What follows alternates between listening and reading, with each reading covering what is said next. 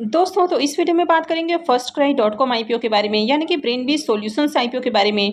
तो चलिए जानते हैं कि आईपीओ के लिस्टिंग वाले दिन आपकी क्या स्ट्रेटजी होनी चाहिए। इसको होल्ड करना चाहिए या फिर इसमें प्रॉफिट बुक कर लेना चाहिए, और जिनको अलॉटमेंट नहीं मिली है क्या उनको बाई करने से इसमें प्रॉफिट बनेगा या फिर नहीं बनेगा, उनको बाई करना है या फिर नहीं करना है। तो चलिए वीडियो को शुरू करते हैं। लेकिन इससे पहले कि मैं वीडियो को शुरू करूं, अगर आप इस चैनल पर पहली बार विजिट कर रहे हैं या फिर आपने चैनल अब तक सब्सक्राइब नहीं किया है तो चैनल को सब्सक्राइब कर लें और वीडियो को भी लाइक कर दें। तो ब्रेनबी सॉल्यूशंस आईपीओ के डिटेल्स को देखें तो इस आईपीओ की भी लिस्टिंग 13 अगस्त को, यानी कि ट्यूसडे को ही होने वाली है। अगर इसके प्राइस को देखें तो आईपीओ में प्राइस 465 रुपये है और 2 रुपये फेस वैल्यू के ऊपर ये आईपीओ आया है। तो यहाँ पर भी प्राइस वाइज देखें तो आईपीओ आपको ओवर वैल्यूड प्राइस के ऊपर आते हुए देखने को मिला है। आईपीओ में 32 शेयर्स का लॉट है, और अगर आईपीओ के साइज को भी देखें तो आईपीओ 4193 करोड़ का है, यानी कि काफ़ी बड़ा आईपीओ है। और ये मेन बोर्ड आईपीओ है, तो कंपनी बीएससी और एनएससी के ऊपर लिस्ट होने वाली है। अब इस आईपीओ के सब्सक्रिप्शन फिगर को देखें तो आईपीओ में बहुत ज़्यादा एप्लीकेशंस नहीं लगे, यानी कि जिस तरह से आईपीओ का एंकर लिस्ट देखने को मिला था उसके अकॉर्डिंग देखा जाए तो आईपीओ में सब्सक्रिप्शन नहीं आया। अब क्योंकि मार्केट में इसके प्रीमियम डाउन देखने को मिल रहे थे तो इसके कारण क्यूआईबीस ने भी ज़्यादा पैसे नहीं लगाए, और क्यूआईबीस पोर्सन में आईपीओ 19.30 टाइम सब्सक्राइब हुआ। एचएनआईस पोर्सन में भी देखें तो 4.68 टाइम, और रिटेल पोर्सन में आईपीओ को 2.31 टाइम सब्सक्राइब किया गया। अब आईपीओ के साइज को देखें तो आईपीओ का साइज भी काफ़ी बड़ा है, तो इसके कारण आईपीओ में जो सब्सक्रिप्शन फिगर है वो थोड़ा सा कम देखने को मिला, और आईपीओ 12.22 टाइम सब्सक्राइब हुआ है। इस आईपीओ के अगर एंकर लिस्ट को देखें तो आईपीओ के एंकर लिस्ट में टोटल आपको 71 एंकर इन्वेस्टर्स आते हुए देखने को मिले हैं, यानी कि बड़े इन्वेस्टर्स इस आईपीओ को लेकर भी काफ़ी इंटरेस्टेड देखने को मिले हैं। और यही रीज़न है कि आईपीओ के एंकर लिस्ट में 71 एंकर इन्वेस्टर्स आए हैं। तो इसमें आपको एफआईआईज, टीआईआईज और साथ में म्यूचुअल फंड्स कंपनियां भी आती हुई देखने को मिली हैं, और इसमें 23 म्यूचुअल फंड स्कीम्स की ओर से पैसे लगाए गए हैं। अब कंपनी के बारे में भी बात करें तो ये कंपनी भी आपको मिड कैप साइज की देखने को मिल रही है, यानी कि करीब 24,000 करोड़ रुपए के अराउंड इसका मार्केट कैप आपको देखने को मिल रहा है। जो थोड़ी बड़ी कंपनियां आती हैं और जिनका बिजनेस अच्छा होता है तो उनके बिजनेस को लेकर जो बड़े इन्वेस्टर्स हैं वो थोड़े अट्रैक्ट होते हैं।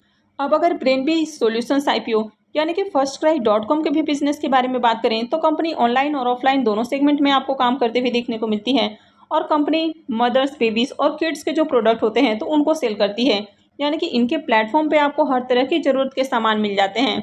यानी कि 12 साल तक के बच्चों के जितनी भी ज़रूरत के सामान होते हैं वो आपको एक ही प्लेटफॉर्म के ऊपर मिल जाता है। अब कंपनी के प्लेटफॉर्म पर आपको बहुत सारे ब्रांड्स के प्रोडक्ट देखने को मिल जाते हैं। तो इस कंपनी का 7500 से भी ज़्यादा ब्रांड्स के साथ टाई अप देखने को मिलता है, जिनके प्रोडक्ट कंपनी अपने प्लेटफॉर्म के थ्रू सेल करती है। इसके अलावा कंपनी के बिजनेस को देखें तो कंपनी न सिर्फ इंडिया के अंदर काम करती है बल्कि इंटरनेशनली भी इसका प्रेजेंस आपको देखने को मिल जाता है। और ब्रेनबी सॉल्यूशंस के अगर ब्रांड्स की बात करें तो एक तो आपको फर्स्ट क्राई ब्रांड देखने को मिलता है, इसके अलावा इनके और भी कई सारे ब्रांड हैं, जैसे कि बेबी हग भी इनका एक ब्रांड आपको देखने को मिल जाता है। इसके साथ ही पिन किड्स है, क्यूट वॉक है, बेबी ओए, तो इस तरह के कई सारे इनके ब्रांड्स आपको देखने को मिल जाते हैं। अभी कंपनी के बिजनेस को देखें तो कंपनी का बिजनेस आपको काफ़ी अच्छा देखने को मिल रहा है, और मार्केट में इस तरह की कोई लिस्टेड पेयर्स आपको देखने को नहीं मिल रही है। यानी कि जिस तरह से कंपनी का ओवरऑल आपको बिजनेस देखने को मिल रहा है तो ऐसा सेम टू सेम बिजनेस करने वाली कोई दूसरी कंपनी मार्केट के अंदर लिस्टेड नहीं है। हालांकि यार लिस्टेड मार्केट में और भी कंपनियां हैं, लेकिन फिलहाल लिस्टेड मार्केट में कोई ऐसी कंपनी नहीं है। अब इस कंपनी के फाइनेंशियल को देखें तो यहाँ पर कंपनी ने 3 सालों के फाइनेंशियल पेश किए हैं, जिसमें फाइनेंशियल 22, 23 और 24 के फाइनेंशियल हैं। तो एसेट के अंदर देखें तो ईयर ऑन ईयर जंप देखने को मिली है। कंपनी के रेवेन्यू को भी देखें तो कंपनी का रेवेन्यू भी बढ़ते हुए देखने को मिला है, लेकिन कंपनी के जो प्रॉफिट है वो आपको लगातार निगेटिव में देखने को मिल रहा है, यानी कि कंपनी प्रॉफिट नहीं बना पा रही है। हालांकि कंपनी रेवेन्यू तो जनरेट कर रही है लेकिन प्रॉफिट नहीं निकाल पा रही है। तो इसका सबसे बड़ा कारण है कि कंपनी मार्केटिंग के ऊपर बहुत ज़्यादा खर्च करती है, और इसके अलावा जितने भी इनके रिटेल आउटलेट्स आपको देखने को मिल जाते हैं वे प्राइम लोकेशन के ऊपर होते हैं। तो इसके कारण कंपनी का रेंट वगैरह के ऊपर काफ़ी ज़्यादा एक्सपेंसेस हो जाता है, तो इसके कारण कंपनी अभी भी आपको प्रॉफिटेबल देखने को नहीं मिल रही है। अब शुरू में इस तरह की जो कंपनियां होती हैं इनका ज़्यादा से ज़्यादा फोकस होता है मार्केट शेयर को कैप्चर करना, और इसी कारण ये ज़्यादा से ज़्यादा मार्केटिंग और जो प्राइम लोकेशन है तो इस तरह की जगह पर बिजनेस करती हैं। कंपनी के नेटवर्थ को देखें तो कंपनी का नेटवर्थ आपको कंटिन्यू डाउन देखने को मिला है, और कंपनी के अगर रिजर्व को भी देखें तो कंपनी का रिजर्व भी कंटिन्यू घटते हुए देखने को मिला है। हालांकि कंपनी के ऊपर ज़्यादा कर्ज नहीं है, इससे कहीं ज़्यादा कंपनी के पास रिजर्व है, लेकिन अगर ओवरऑल फाइनेंशियल को देखें तो अभी भी कंपनी आपको लॉस में देखने को मिल रही है। तो फाइनेंशियल वाइज देखें तो ज़्यादा अट्रैक्टिव फाइनेंशियल नहीं है। तो फर्स्ट क्राई का आईपीओ जब मार्केट में अनाउंस हुआ तो उस समय इसके प्रीमियम काफ़ी हाई प्राइस के ऊपर ट्रेड कर रहे थे। यानी कि इसका जो प्रीमियम है वो 104 रुपये के अराउंड ट्रेड करते हुए देखने को मिला। यानी कि ये इसका हाईएस्ट प्रीमियम आपको देखने को मिला। उसके बाद ओवरऑल मार्केट में आपको थोड़ा सा नेगेटिविटी देखने को मिली और जैसे ही मार्केट में गिरावट देखने को मिली तो इसके प्रीमियम भी काफ़ी ज़्यादा डाउन देखने को मिले और इसका प्रीमियम गिरकर आपको 15-20 रुपये तक आते हुए देखने को मिला। फिलहाल देखें तो जिस दिन आईपीओ क्लोज हुआ है उसके बाद से इसके प्रीमियम में लगातार फिर से जंप देखने को मिली है और अभी इसका प्रीमियम 71 रुपीज़ के ऊपर ट्रेड कर रहा है। आईपीओ में बुकिंग प्राइस 465 है, तो ऐसे में आईपीओ की लिस्टिंग 536 रुपये के अराउंड आपको देखने को मिल सकती है। आईपीओ में 32 शेयर्स का लॉट है, तो इसका मतलब है कि आईपीओ से 2272 रुपये एक लॉट से प्रॉफिट हो सकता है। अगर इसके प्रीमियम को देखें तो इसका प्रीमियम 15% के ऊपर ट्रेड कर रहा है। तो प्रीमियम को देखें तो प्रीमियम आपको डिसेंट प्राइस के ऊपर देखने को मिल रहा है। बहुत हाई प्राइस के ऊपर अभी भी प्रीमियम देखने को नहीं मिल रहा है और फिर से मार्केट में आपको एक नेगेटिव न्यूज़ आते हुए देखने को मिल रहा है। यानी कि हिंडनबर्ग की ओर से सेबी चीफ और अडानी के ऊपर एलिगेशंस लगाए गए हैं। हालांकि सिर्फ अडानी के ऊपर एलिगेशन की बात होती तो ये खबरें पहले भी आ चुकी है, तो इसकी वजह से मार्केट के ऊपर आपको ज़्यादा रिएक्शन देखने को नहीं मिलता। लेकिन अभी उनकी ओर से जो एलिगेशंस लगाए गए हैं वो पूरी तरह से सेबी चीफ के ऊपर लगाए गए हैं और अभी तक सेबी चीफ की ओर से कोई भी क्लियरेंस नहीं आया है। तो इसकी वजह से हो सकता है कि कल इसका रिएक्शन आपको मार्केट के ऊपर देखने को मिले, तो आने वाले दिनों में मार्केट में आपको गिरावट देखने को मिल सकती है। और आपको पता है कि जब भी मार्केट में थोड़ा सा आपको प्रेशर देखने को मिलता है, मार्केट बियरिश होता है, तो उसका इम्पैक्ट आपको आईपीओ के ऊपर भी देखने को मिलता है। तो अगर आगे आईपीओ के प्रीमियम में गिरावट देखने को मिलती है तो हो सकता है कि लिस्टिंग से आपको बढ़िया प्रॉफिट नहीं मिले। ओवरऑल देखा जाए तो कंपनी अच्छी है, लेकिन कंपनी के फाइनेंशियल अट्रैक्टिव नहीं है। लॉन्ग टर्म में कंपनी बढ़िया रिटर्न बनाकर दे सकती है। तो पहले भी इस तरह की बहुत सारी कंपनी आपको मार्केट में आते हुए देखने को मिली है जिनका कि बिजनेस अच्छा था लेकिन फाइनेंशियल अट्रैक्टिव नहीं थे।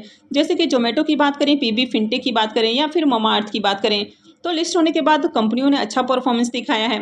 हालांकि लिस्ट होते ही उनकी परफॉर्मेंस अच्छी होगी ऐसा नहीं है, लिस्टिंग के बाद काफ़ी समय लगा है, प्राइस के अंदर गिरावट भी देखने को मिली है, फिर वहां से आपको कमबैक करते हुए भी कंपनियां देखने को मिली हैं। तो यहाँ पर भी लिस्टिंग के बाद गिरावट की संभावना ज़्यादा है। यानी कि जिस तरह से आईपीओ का साइज काफ़ी बड़ा देखने को मिला है तो बहुत सारे लोगों के पास इसके शेयर्स हैं, तो पैनिक में सेलिंग आ सकती है। तो लिस्टिंग के बाद यहाँ पर आपको एक फॉल देखने को मिल सकता है। तो अगर आपको आईपीओ की अलॉटमेंट मिली है तो बेहतर है कि कुछ प्रॉफिट को बुक कर लिया जाए और लिस्टिंग के बाद अगर प्राइस के अंदर फॉल आता है तो आप चाहें तो फिर से बाई कर सकते हैं। या फिर इसके जो क्वार्टरली नंबर आते हैं, यानी कि कंपनी अगर अच्छे नंबर पेश करती है तो उसके बाद भी इसमें आपके लिए एक बाइंग अपॉर्चुनिटी हो सकती है। यानी कि जब इसमें आपको बड़ा डिस्काउंट देखने को मिले तो वहाँ से आप बाई कर सकते हैं, क्योंकि अभी देखें तो आईपीओ भी थोड़ा सा ओवर वैल्यूड प्राइस के ऊपर आते हुए देखने को मिला है, तो करेक्शन की ज़्यादा चांसेस हैं। वैसे अगर आपको कंपनी अच्छी लगती है तो आप इसको होल्ड कर सकते हैं, लेकिन मुझे लगता है कि पहले आपको कुछ प्रॉफिट बुक कर लेना चाहिए और कुछ शेयर्स को होल्ड करके रखना चाहिए ताकि आप इसको कंटिन्यू वॉच करते रहें और जब इसमें आपको अच्छा डिस्काउंट मिले तो फिर इसमें बाई किया जा सकता है। और जिनको अलॉटमेंट नहीं मिली है तो उनके लिए मुझे नहीं लगता है कि अभी फिलहाल आपके लिए कोई बाइंग अपॉर्चुनिटी है, क्योंकि आईपीओ के शेयर्स में आपको तेज़ी देखने को मिले ऐसा मुझे कम लगता है। हालांकि आईपीओ का एंकर लिस्ट बढ़िया आया है, तो मार्केट में होने को कुछ भी हो सकता है। अब आपने ओला को देखा कि लिस्टिंग के बाद उसमें आपको जंप देखने को मिली है, लेकिन जो ओला का बिजनेस है वो फर्स्ट क्राई से बिल्कुल अलग है, क्योंकि ओला ईवी के अंदर काम करता है, तो इसके कारण उसमें आपको जंप देखने को मिली है। ऐसा firstcry.com में देखने को मिले ऐसा मुझे नहीं लगता है। वैसे अगर आपको अलॉटमेंट मिली है तो आपकी आगे की क्या स्ट्रेटेजी है तो आप कमेंट करके बता सकते हैं। आप इसको होल्ड करने वाले हैं या फिर आप इसमें प्रॉफिट बुक करने वाले हैं। तो आई होप कि आपको वीडियो अच्छी लगी होगी। तो अगर आपने इस वीडियो को अब तक लाइक नहीं किया है तो वीडियो को लाइक कर दें और चैनल को भी सब्सक्राइब करके रखें। और वीडियो को अंत तक देखने के लिए आप सबको बहुत बहुत धन्यवाद।